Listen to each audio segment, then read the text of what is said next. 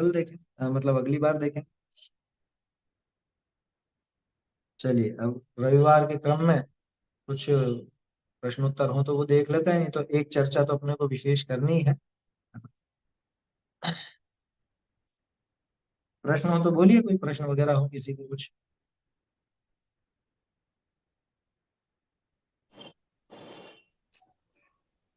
Last class में भी हम लोग नए डिस्कस किया था, तो यहाँ पे भी नए का चल रहा था ना, व्यवहार नए और ये सब हुआ था। तो हम्म। यहाँ पे जो तत्व सूत्र जी में दिए हैं नैगम संग्रह व्यवहार, तो उसमें नैगम संग्रह में शुद्ध और अशुद्ध दो माने जाते हैं नए वो। और रुजु सूत्र वर्तमान काल का है, वैसे एवं भूत भी क्रिया ही देखता है वर्तमान की, तो वो उसमें। हम्म। और एवं भूत जो नए है वहां पे रूढ़ी अर्थ से बोलते हैं, और फिर इंद्र चक्र ये भी बोलते हैं कि अलग अलग कार्य करे तो अलग अलग भी रहते हैं नहीं उसको, नहीं, तो थोड़ा एवं उस भूत में तो, एवं भूत में तो जिस समय जो काम कर रहा है उसी रूप से है बोला बोल रहे जाए। हैं। हाँ हाँ, ये हम्म। समभिरूढ़ में इंद्र चक्र ये हम्म। भी लेते हैं ना, शायद गौ भी लेते हैं, तो जरा उसमें ये थोड़ा कंफ्यूजन होता है समभिरूढ़ एग्जैक्टली पर्यायवाची लेना नहीं लेना, या एक ही शब्द के लिए अर्थ है रूढ़ है वो, ऐसा वो थोड़ा इसको। आप समभिरूढ़ और शब्द नय की बोल रहे हो? शब्द समभिरूढ़ नय में और समभिरूढ़ में कंफ्यूजन होता है। शब्द नहीं का तो समझ में आता है कि उसका व्याकरण और इस हिसाब से हम्म। पुरुष कार्य हिसाब से है। हम्म। समभिरूढ़ में जैसे गौ पशु के लिए आता है, जाते हुए को गौ बोलते हैं, वाणी के लिए भी आता है, वचन के लिए, हाँ। ऐसे कुछ अलग अलग है। फिर उसमें ठीक से वो नए और समझना था। समभिरूढ़ में क्या है कि समभिरूढ़ नय में जो शब्द या जो बात जिस व्यक्ति वस्तु क्रिया आदि के लिए रूढ़ हो चुकी है ना, रूढ़ी में आ गई, चलन में आ गई, उसको स्वीकार करना, चाहे उसका शब्दार्थ कुछ भी हो, चाहे पहले कैसा भी रहा जाता, इतना सा है उसमें। अब इसमें जैसे आप जो कह रहे हो पर्यायवाची नाम वगैरह, तो पर्यायवाची वो समभिरूढ़ की तरह भी हो सकते हैं, और शब्द नय की तरफ से भी आ सकते हैं। पर्यायवाची दोनों तरफ जाएंगे, क्योंकि शब्द नय में वो उन शब्दों का दोष दूर करने वाला शब्द नय है। तो शब्द नय की वजह से तरह तरह के शब्द काम में लिए जाते हैं। जैसे ग्रह तारा नक्षत्रम, तो तीन अलग अलग लिंग के शब्द हो गए, और अक्षरार्थ शब्दार्थ एक ही है उसका। ग्रह भी कहते हैं, तारा भी कहते हैं, नक्षत्र भी कहते हैं। तारा स्त्रीलिंग शब्द है, नक्षत्रम नपुंसक लिंग शब्द है, और ग्रह जो है वो पुल्लिंग शब्द है। तो क्या है कि वो तीनों रूप चल रहे हैं उसमें, तो भी कोई दिक्कत। ऐसे शब्द नय का प्रयोग ऐसा भी समझना, जैसे किसी के लिए अपन आदर सूचक बोलते हैं तो बहुवचन का प्रयोग कर देते हैं, हे एक वचन। तो वचन का दोष, कारक का दोष, लिंग का दोष, ये सब दोष दूर करने वाला शब्द नय, शब्द नय से वो चलता है ना।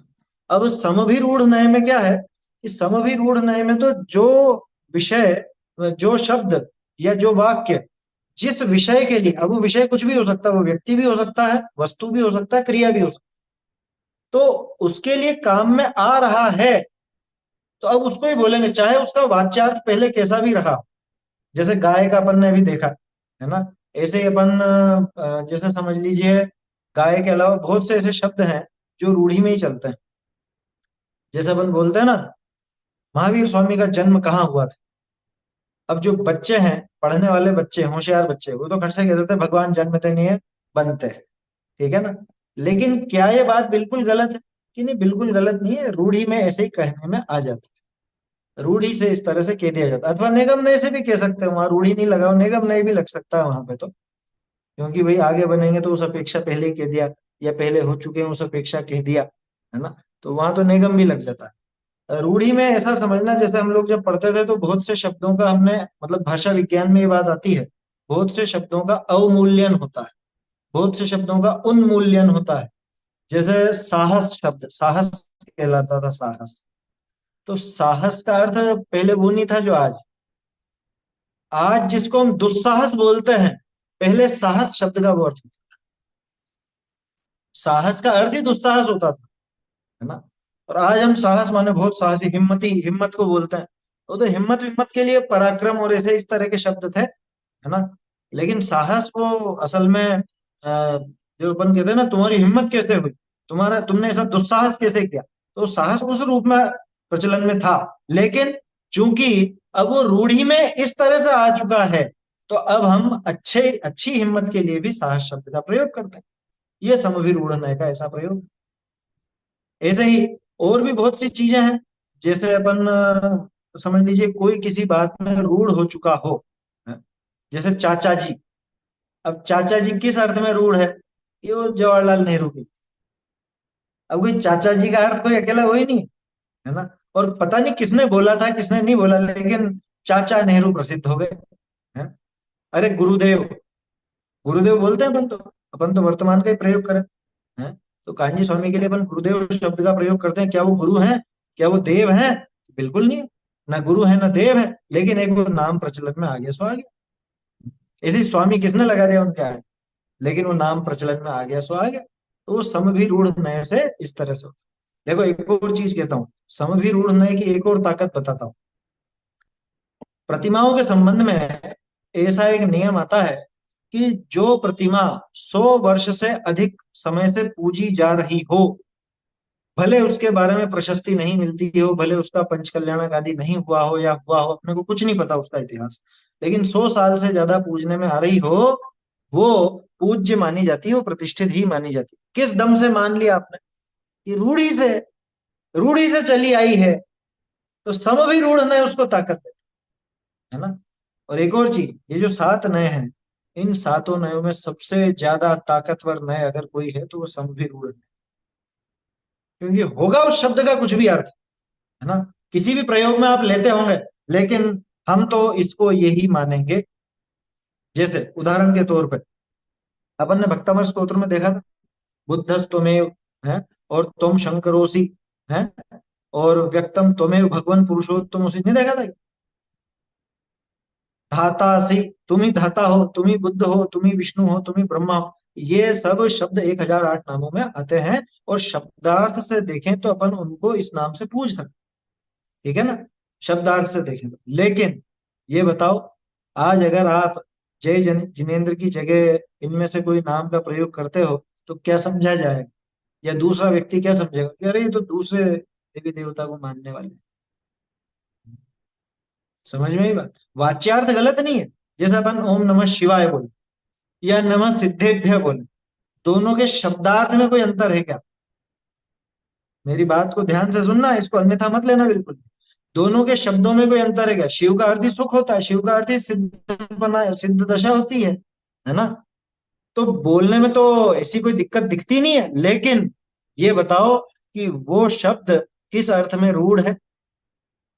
जिस अर्थ में रूढ़ है उसका प्रचलन बढ़ेगा, उस अगर हम उसका प्रयोग करते तो। समझ में ही बात, तो उसका वो अनुमोदन होता है। इस वजह से ये समभिरूढ़ नय जो है, ये मतलब ये स्पष्ट कर देता है कि भाई नियम कायदा कुछ भी हो, शब्द कुछ भी रहे हो, लेकिन अब इस अर्थ में प्रचलन में है, तो इस शब्द का यही अर्थ समझना चाहिए। ये समभिरूढ़ नय की ताकत है ना। वो निश्चय व्यवहार सबको एक तरफ कर देता है, समभिरूढ़ में। देखिए ये तो यही है, ये तो इसी रूप में जाना जाएगा, इस शब्द का तो यही अर्थ लेना पड़ेगा। आया समझ में? कि ये रूढ़ी से ऐसा चला आ रहा है, सो ऐसा ही माना जाए, ऐसा ही इसको कहना चाहिए। ऐसा समभिरूढ़ नय, असल में ये शब्द नय है एक तरह का। शब्द नय वो 7 नयों में जो शब्द नय का नाम है उसकी नहीं कह रहा हूं। जो अपन बोलते हैं शब्द नय, ज्ञान नय और अर्थ नय, उनमें से समभिरूढ़ शब्द नय कहलाता है। क्योंकि शब्दों का ही तो खेल है, शब्द का ही तो खेल है ना इसमें। 7 नयों में शामिल शब्द नय नहीं बोल रहा हूं। जो अपन 3 भेद करते हैं, ज्ञान नय, अर्थ नय, शब्द नय, ना, तो ये किस में जाता है? कि ये शब्द नय में जाता है, समभिरूढ़ में। और समभिरूढ़ नय उस बात को सही सिद्ध करता है कि जहाँ जैसा चलन में हो वहां वैसा ही मानना चाहिए। भाई देश काल के हिसाब से और समाज के हिसाब से जैसा कुछ भी है, वो समभिरूढ़ नय उस रूढ़ी को एक, मतलब उस शब्द में, खास बात ये ध्यान रखना, नहीं तो आप इसको परंपराओं पर लगाने लग जाओ कि साहब हमारे यहाँ तो ऐसी परंपरा चल रही है, हमारे यहाँ तो इस तरह की परंपरा चलती थी, रूढ़ी में यही चला आ रहा था। तो वो रूढ़ीवाद अलग चीज है, है ना। रूढ़िवाद अलग चीज है और समभिरूढ़ नय अलग चीज। यहाँ इसको इस तरह से समझना चाहिए। बाकी उसमें कोई इतना मतलब विशेष बात तो नहीं है, लेकिन यूं समझना कि समभिरूढ़ नय अपने आप में बहुत ताकत रखता है। ठीक है, ये है इसका। और इंद्र शक्र और पुरंदर का फिर वो अलग अलग अर्थ जो है, तो फिर वो एवं हम्म। भूत में जाएगा, जो जो क्रिया जिस समय कर रहा है। और इन जनरल इसको इंद्र कहेंगे एवं समभिरूढ़ में, ऐसा। हाँ, जब उसको अपन इन नाम मतलब जब वो काम कर रहा है और उसी समय वो नाम का प्रयोग करे तो एवं। जैसे अ, इंद्र वगैरह का उदाहरण यूं समझ में नहीं आया, तो कोई अध्यापक है, जब वो पढ़ा रहा हो सिर्फ उसी समय उसको अध्यापक कहना, ये एवं भूत नहीं करता है। और बाकी अन्य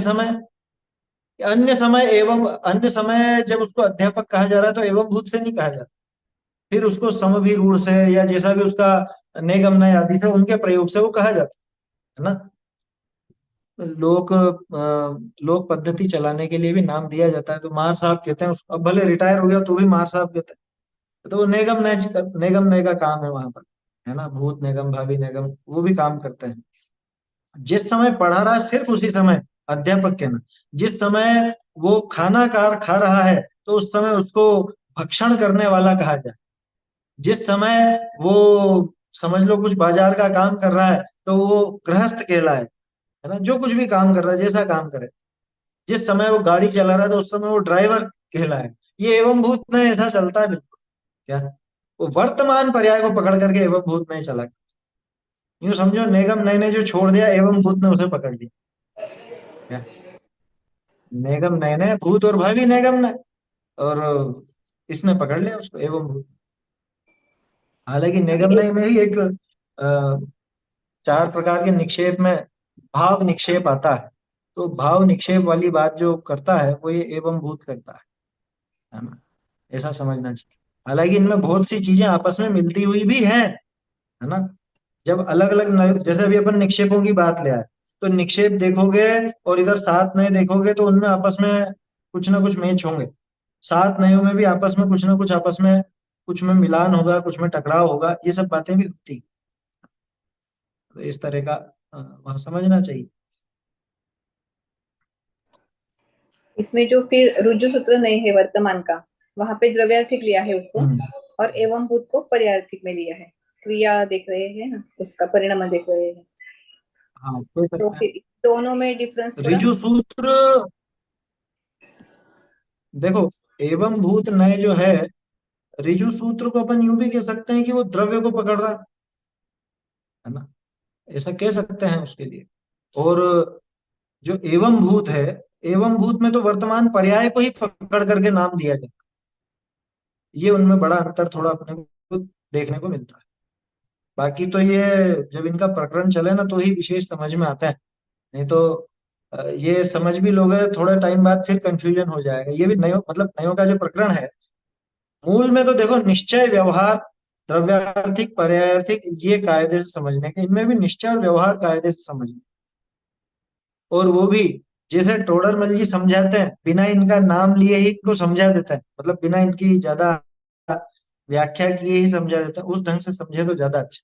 नहीं तो वो बहुत सी चीजें उसमें उलझते हैं कि निषेध निषेधक है, प्रतिपाद्य प्रतिपादक, या इस तरह से अपन उनको घटित करना चाहें, या वो जैसे अपन कहते हैं अभेद सो निश्चय और भेद सो व्यवहार, वो भी एकदम परफेक्ट घटित नहीं होता, है ना। तो टोडरमल जी ने बिल्कुल सटीक वर्णन किया है। यथार्थ निरूपण सुनिश्चय और उपचार निरूपण सो व्यवहार, है ना। मूल में तो बात उतनी है, बाकी तो जब इनका प्रकरण चलता है तो ही वो बात समझ में विशेष आती है। और संग्रह संग्रहने के दो भेद होते हैं, शुद्ध और अशुद्ध। शुद्ध में तो पूरा सत मतलब पूरा ले लिया, वो तो समझ में आता है। अभी अशुद्ध में जो लेते हैं फिर एक जाति जैसे लेते हैं, लेकिन उसमें और फिर व्यवहार में भी तो भेद करते हैं, तो फिर वो डिफरेंस कैसे लेते हैं अशुद्ध संग्रह और देखो, व्यवहार में। संग्रह में असल में बहुत सारी वस्तुओं का संग्रह करके कथन करता है ना। उनका एक क्या कहें अपन, जैसे ऋजु सूत्र है, ऋजु सूत्र तो सारे भेदों को गायब करके एक कर देता और इसमें भेद रखते हुए भी बहुत से मिलती जुलती चीजों का संग्रह करके संग्रह नय बताता। अब इसमें आप क्या कह रहे हैं कि व्यवहार नय और संग्रह नय ये एक जैसे लग रहे हैं? अशुद्ध संग्रह नहीं है ना। तो वो जैसे एक जाति को लेगा, जैसे जीव है, मतलब उसमें से अभी सत लिया, सब सब आ गए उसमें, सत में छह द्रव्य आ गए। उसमें से फिर अशुद्ध संग्रह किया तो एक जीव आ मतलब जीव जाति ले ली, जीव वाला। तो फिर ये में सब भेद ही हो गया ना, ये व्यवहार जैसे लग रहा है फिर, मतलब उसमें और फिर अशुद्ध संग्रह है, इसमें क्या डिफरेंस आया वैसे? हाँ, वो मिलते जुलते तो हैं थोड़े, उनका विषय थोड़ा मिलता जुलता तो है। बाकी तो विस्तार से उसको अपन उस पर चर्चा करें तब जाके वो बात बैठती है, ग्रंथ के सामने रखने पर ही वो विशेष बन पाएगा, है ना। अभी यही रखते हैं अपन। बोलिए।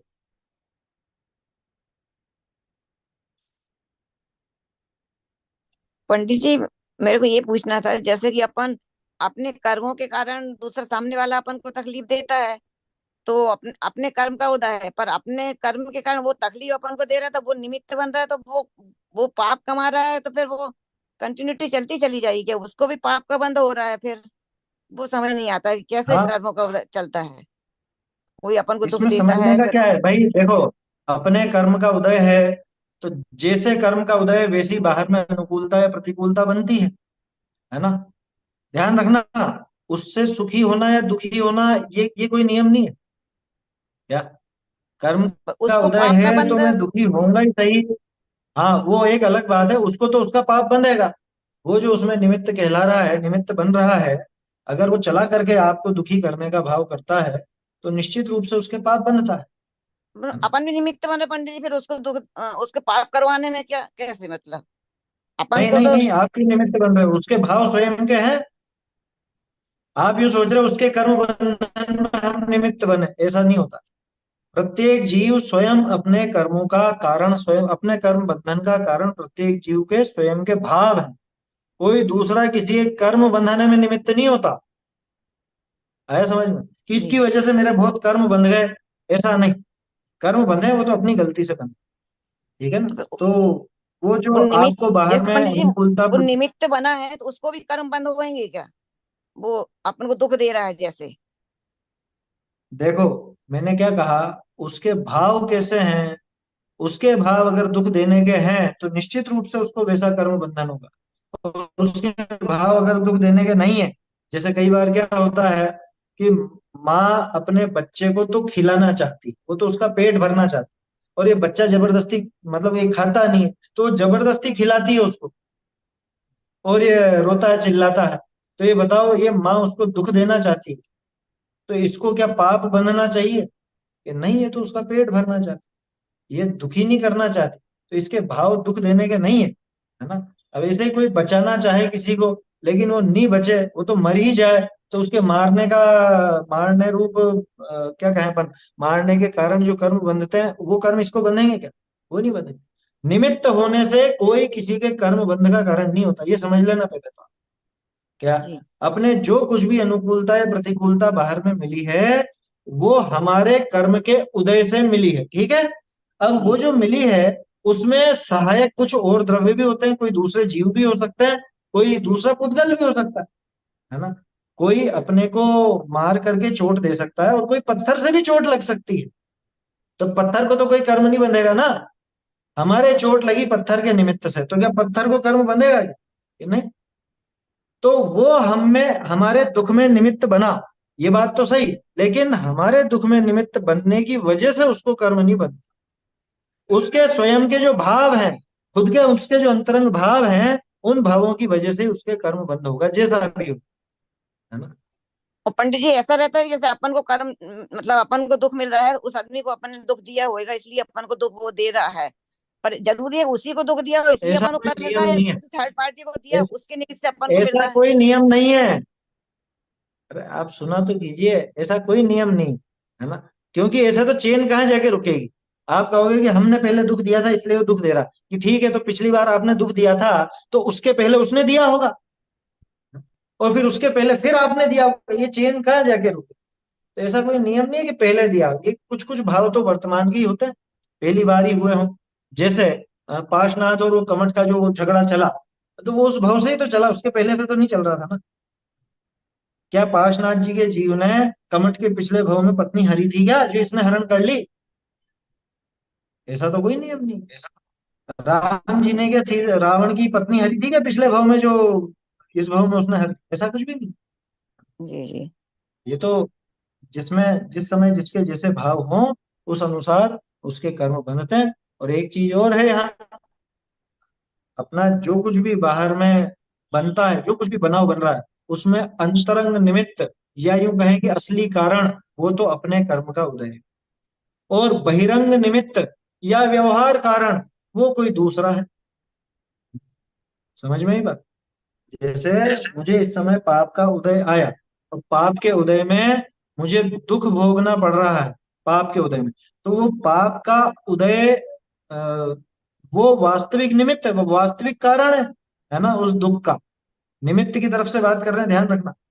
दूसरी तरफ, कि जब ये दुख भोगना है तो बाहर में कोई ना कोई और तो होगा ही सही, अकेले कर्म तो नहीं। बाहर में कोई चेतन अचेतन पदार्थ होगा ही सही। जैसा अभी अपन ने बात की थी कि एक तो किसी व्यक्ति ने हमको चोट लगाई और एक पत्थर से चोट लगी, तो कुछ ना कुछ तो बाहर में होगा ही। तो ऐसे अंतरंग निमित्त और बहिरंग निमित्त, ये दोनों समझने चाहिए, है ना। और एक चीज समझ के चलिए, क्या दूसरे का कोई दोष नहीं है। क्यों? क्योंकि ते कर्म पूरब किए खोटे, सहे क्यों नहीं जीरा। ऐसा अपन पूजा में भी बोलते हैं। इसके अलावा अपन पंक्तियां देखते ही हैं, थारो ही अपराध चूक तो कर्म अचेतन अंधो। अरे किसी अन्य द्रव्य का तो दोष है ही नहीं, बल्कि उन कर्मों का भी दोष नहीं। क्योंकि अन्य द्रव्य या अन्य व्यक्ति वो तो कब आता, कि वो तभी आ सकता था जब इधर ऐसे इस तरह के कर्म का उदय हो। और इस तरह के कर्म कब आते हैं, कि जब मैं ऐसा अपराध करूं तभी आते। तो अपराध तो मैंने ही किया था, बंटी अपन ने वो सहन कर अपराध तो लिया तो मेरा ही अपने था तो ना। कर्मों की निजरा हो गई, पर उसने कर्म बांध लिए मतलब फिर। हाँ, तो अब उसने तो बांधा है उसके, है ना। जी। उसमें उसके जैसे भाव रहे, उसके कर्म वैसे बने। और आपने जो साम्य भाव से, है ना, सहन कर लिया का मतलब क्या, कि बाहर में कुछ नहीं कर पाए तो सहन कर लिया नहीं कहलाता। वास्तव में साम्य भाव से, जहाँ राग द्वेष आदि वृत्ति छोड़कर उसके प्रति भी समता भाव धारण किया, तो अपन उसको कहते हैं कि हाँ भाई, ये अकाम निर्जरा का कारण बनता है। उसको सहन करना कहा जाता है। ऐसा समझना चाहिए। चलिए, अपना समय हो रहा है ना। ये एक चर्चा और विशेष करनी थी मुझे, उसके लिए समय कम है, फिर भी बता देता हूँ। कल कहने को अब रक्षाबंधन नाम चल पड़ा है, सम भी रूढ़ नए से है समझ में। लेकिन वो रक्षाबंधन का कहीं कोई उल्लेख अपने आता नहीं। मैंने आपको ग्रुप पर भेजे भी थे बाबूजी के 2 व्याख्यान। मुझे आशा है सब लोगों ने सुने होंगे, नहीं सुने हो तो अब सुन लेना। तो उससे काफी सारी भ्रांतियां भी निकलेंगी। वो भ्रांतियां निकालना बहुत जरूरी है, बहुत जरूरी। क्योंकि उन भ्रांतियों के चक्कर में कुछ काम तो ऐसे हो जाते हैं जो बिल्कुल गृहीत मिथ्यात्व की श्रेणी में जाते हैं। तो अब वो दोनों व्याख्यान जरूर सुनिए। उसके अलावा मैं कुछ बातें यहाँ बताना चाह रहा था, अपने ग्रंथों के आधार से, क्योंकि इसके विषय में मैंने काफी कुछ ढूंढा, काफी कुछ देखा पहले।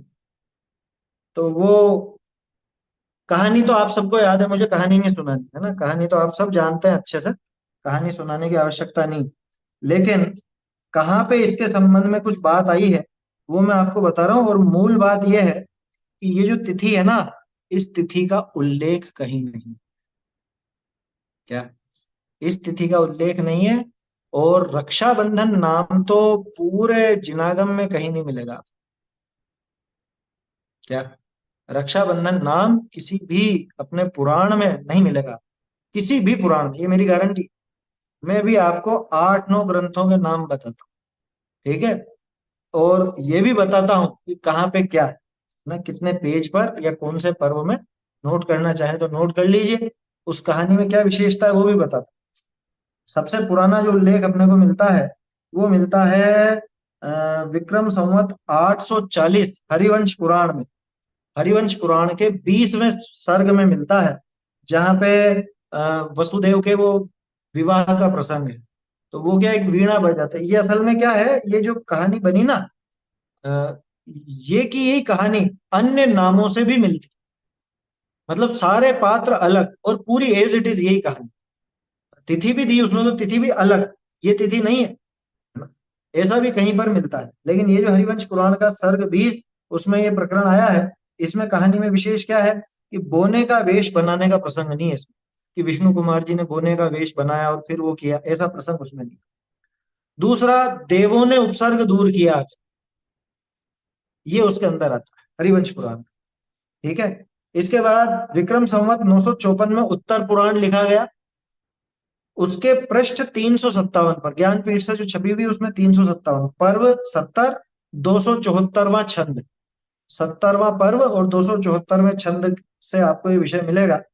इसमें श्रुत सागर मुनिराज का नाम नहीं है।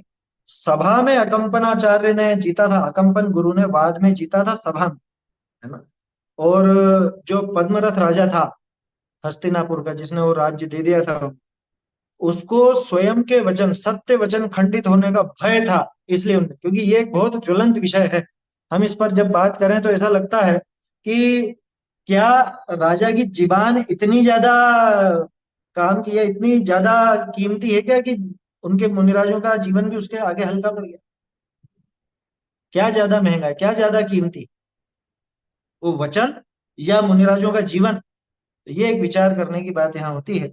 तो उसके अंदर ऐसा उल्लेख आता, सत्य के खंडित होने का मतलब स्वयं के वचन खंडित होने का भय था। फिर उसमें विष्णु कुमार जी को प्रभाव ना करने वाले बताए, उसके अंदर बताया गया प्रभाव ना करने वाला, वात्सल्य अंग में प्रसिद्ध नहीं बताया, प्रभाव ना करने वाला बताया उसमें।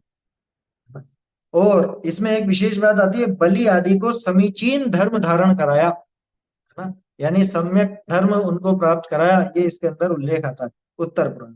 ये दो तो मुख्य पुराण है। इसके बाद महापुराणों नाम का ग्रंथ है पुष्पदंत, पुष्पदंत कवि का, कवि पुष्पदंत का, जो अपभ्रंश में, उसके 83वें पर्व में ये कथा है। ये 10वीं शती का ग्रंथ है और इसमें उज्जैन का प्रसंग नहीं है, उज्जैन नगरी का प्रसंग ही नहीं है इसके अंदर, सीधे ही हस्तिनापुर से कहानी चली।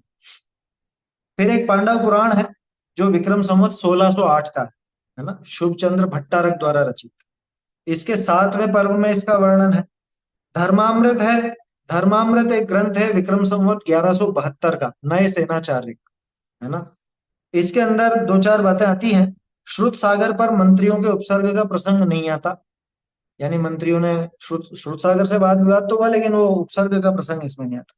दूसरा, वो जो यज्ञ किया ना, मतलब वो जो आग लगाई, वो असल में नरमेध यज्ञ किया उसने, नरमेध यज्ञ, जिसमें नरों की बलि दी जाती, मुनियों के चारों ओर कांटों की बाढ़ बाढ़ भी लगा दी थी, बाउंड्री कर दी थी कांटों से और कर दिया था। इसमें ही प्रसंग आता है, बलि की पीठ पर पैर रखा, विष्णु कुमार जी ने वो बड़ा वेश बना करके बलि की पीठ पे पैर रखा और बलि ने उपसर्ग दूर किया। इसके बाद विष्णु कुमार जी के कहने पे बलि आदि को क्षमा दान दिया गया। वो जो राजा पद्मरथ थे, उन्होंने पद्मराय पद्मरथ दोनों नाम मिलते हैं, तो उन्होंने फिर क्षमा किया और चारों ने दीक्षा ली। ये धर्मामृत नाम के ग्रंथ में आता है, चारों ने दीक्षा ले ली। बात, इससे बढ़िया एंडिंग इस कहानी की हो ही नहीं सकती। क्या सब सुधर गया ना, जो बिगड़े हुए थे वो भी सही मार्ग पर आ गए, दीक्षित हो गए, इससे बढ़कर के और क्या बात। लोगों को तो उसमें मजा आता है, अच्छा मजा चखाया, अच्छा दबाया उसको और ऐसा किया, उसका बंधन हुआ। बंधन बंधन नहीं हुआ, कहाँ हुआ बंधन बताओ? ये अपन ने इतने ग्रंथ देखे, मैंने आपको जो नाम ली, इसमें बंधन की बात कहीं पे भी नहीं। तो ये कि मुनियों की रक्षा हुई और इनका बंधन हुआ, ये बात में दम नहीं है, क्योंकि बंधन किस बात का, ये तो अ, सही मार्ग पर लग गए बाद में। और सिर्फ अकेला ये धर्मामृत नाम का ग्रंथ है जिसके अंदर श्रावणी पूर्णिमा का उल्लेख है, इतने ग्रंथों में और किसी में नहीं। ये तिथि और किसी में भी नहीं है, इसमें भी श्रावणी पूर्णिमा दिया, रक्षाबंधन नाम तो इसमें भी नहीं। या इसके अलावा आराधना कथा कोश ब्रह्म नेमिदत्त की 16वीं सदी का ग्रंथ है ये भी, इसमें भी न तो तिथि का नाम है न रक्षाबंधन का नाम है। वृहत कथा कोश है हरिशेणाचार्य की संवत 989 989, उसमें भी है। आराधना कथा कोश प्रभा चंद्राचार्य की 11वीं सदी का ग्रंथ है। तो इन सब में ये कथा किसी न किसी थोड़े बहुत फेर बदल के साथ मिलती है, लेकिन खास बात यह है कि इनमें से किसी में भी, वो नए सेनाचार्य वाले धर्मामृत को छोड़ के, किसी में भी तिथि तो दी नहीं, वो तिथि तो है ही नहीं। और उसके अलावा रक्षाबंधन नाम तो कहीं पर भी नहीं आता। तो ये सारी डिटेल बताने का तात्पर्य इतना है कि मूल रूप से ये अपना पर्व इस तरह का नहीं है जैसा लोगों ने प्रचलन में ला दिया। लोग बाग जिस ढंग से मनाने लग गए वो भाई बहन का और राखी तागे का व्यवहार, है ना, और ये तुम हमारे यहाँ और हम तुम्हारे यहाँ, और फिर मिठाइयों का आदान प्रदान, रुपए पैसे का आदान प्रदान, है, बहनें आएंगी भाइयों के यहाँ या भाई जाएंगे बहनों के यहाँ, ये तो बात है ही नहीं। फिर लोगों ने थोड़ा सा इसको अपना जैनत्व का टच देने के लिए कि नहीं नहीं साधर्मी साधर्मी को राखी बांधी, तो उससे क्या होगा ये बताओ। मैं ज्यादा डिटेल में भी कहना नहीं चाहता, समय भी हो रहा है, और आप बाबूजी के वो दोनों व्याख्यान जरूर सुनो, वो सारी बात उसमें आ जाएगी, जो कुछ भी मैं कहना चाहता हूँ वो सारी बातें उसके अंदर आ जाएगी। ये पर्व का, इस पर्व का ऐसा रूप नहीं है, बिल्कुल भी नहीं है जिस रूप में हम मनाते हैं। मिठाइयों का पर्व तो ये बिल्कुल भी नहीं। कह रहे नहीं उपसर्ग दूर हुआ इसलिए मिठाई खाएं, लेकिन उन लोगों ने मिठाइयां खाई थी क्या, सोचो तो सही है। मुनिराजों के गले रुंध गए थे, जिनकी सांस लेने में तकलीफ हो रही थी, पानी भी नहीं निकला जा रहा था, उस समय पर उन श्रावकों की क्या दशा हुई होगी। क्या उन्होंने पकवान बनाए होंगे, मिठाइयां बनाई होंगी, है, राखी धागा बांधा होगा एक दूसरे को, क्या किया होगा। मैंने संक्षेप में कहा, विस्तार आपको बाबूजी के व्याख्यान में मिल जाएंगे, है ना, उससे ज्यादा तो मुझे भी और कुछ नहीं कहना। बाकी आप सब समझदार हैं, और ये जो मैंने बताए हैं अभी ग्रंथ, 8-10 तरह के जो ग्रंथों का नाम लिया है, आप इनमें ये देख सकते हो। इस कहानी में कहीं से कहीं तक ये प्रसंग ही नहीं आता एक दूसरे को वो इस तरह का व्यवहार की कोई राखी बांधे या रक्षा करना करके, है। यहाँ तो कहते हैं मरते न बचावे कोई, बड़ी मंत्र तंत्र बहु है, और ये कह रहे रक्षा करना और राखी के बंधन को निभाना, है, काहे का बंधन। हमारे तो एक ही बात समझने की कि रक्षा का भाव भी हमारे यहाँ तो बंधन का कारण कहा जाता है, और बात तो छोड़ो। क्या, ये रक्षा का जो भाव है, यानी किसी के प्रति दया, है? अरे हिंसा है हिंसक की हिंसा पर क्षुब्ध होना, बाबूजी की तो पंक्तियां हैं। कोई किसी पर हिंसा करे और उस हिंसा पर हम क्षुब्ध हों, हम परेशान हो, या हमको दया आ जाए, ये दया भी अपने आप में हिंसा है। हमारे यहाँ तो पुरुषार्थ सिद्धि उपाय में ऐसा सिखाया जाता है। अमृत चंद्राचार्य तो उस दया के परिणाम को राग भाव, है ना, ये राग भाव भी हिंसा, कैसा भी राग हो, ये सिखाया जाता है। तो ये जो पर्व है ना, हालांकि मुनिराज का उपसर्ग दूर हुआ बहुत अच्छी बात है, तो ये क्या करें हम इस दिन, क्या समझें, ये तो आप वो व्याख्यान सुनिए, उसमें स्पष्टता से मिलेगा। अभी समय ज्यादा हो गया है इसलिए ज्यादा कुछ कहने का प्रसंग नहीं है। तो कायदे से तो वो पहले परसों इसीलिए डाल दिया था मैंने, ताकि 2 दिन में 2 व्याख्यान तो सुन लेंगे लोग बाग, और अभी भी नहीं सुने हो तो वो जरूर सुनिए, काफी कुछ क्लियर होगा, और उस हिसाब से अपने जीवन में परिवर्तन निश्चित रूप से लाना चाहिए। ये छोड़िए ये फालतू की चीज, ये जो सामाजिक कुरीतियां चल पड़ी अपने में, उनको छोड़िए। और ये तो पूरी तरह से क्या कहें, जो बाजारवाद, बाजारवाद जिसको कहा जाता है, बाजारवाद समझते हैं कि हर चीज का एक बाजारूकरण कर दें, कि ठीक है साहब पहले तो भाई बहन के नाम पे चल गया, अब लेकिन सेल्स कैसे बढ़ाई जाए, तो एक काम करो कि देरानी जेठानी आपस में बांधो, है, माँ बाप बच्चों के बांधो, बच्चे माँ बाप के बांधो, भाई बहन ही क्यों, दोस्त दोस्त के बांधो। हाँ तो इस तरह से चलने लग गया, लेकिन ज्यादा माल बिक सके ना, इसलिए कि और ज्यादा लोगों में फैलाओ। इस तरह से ये बाजारवाद का युग है, बाजारवाद की वजह से लोगों ने ऐसी प्रवृत्ति अपना ली और इसको बहुत हाईलाइट कर दिया। तो हमारा तो ये दिन नहीं है भैया, इस तरह का करने का तो बिल्कुल भी नहीं है ना। बाकी विशेष आप उस व्याख्यान से सुनिए, काफी कुछ समझ में आएगा। दोनों नहीं सुन सकते तो सन 5 का जरूर सुनिएगा, दोनों ही सुनिए, मैं तो यही कहूंगा, दोनों में अलग अलग बातें कुछ निकल करके आती हैं, कहानी तो सामान्य है ना। और बाबूजी बहुत आराम से धीरे बोलते हैं, आप जल्दी सुनना चाहो तो यूट्यूब पर स्पीड बढ़ा के भी सुन सकते हो, और तो क्या कहूँ, जिसको ज्यादा जल्दी हो तो समझ में आ जाएगा। चलिए समाप्त करते हैं अभी यहाँ पर। चैतन्य का स्मरण प्रतिक्षण ही करो रे, भव के अनंत दुख को क्षण में हरो रे, अक्षय अनंत निज सौख्य निधान पाओ, गाओ अरे मित इसी के गीत गाओ, निज निधि निज में बताई यह अनंत उपकार है, इसके लिए जिन वाणी माँ को वंदना शत बार।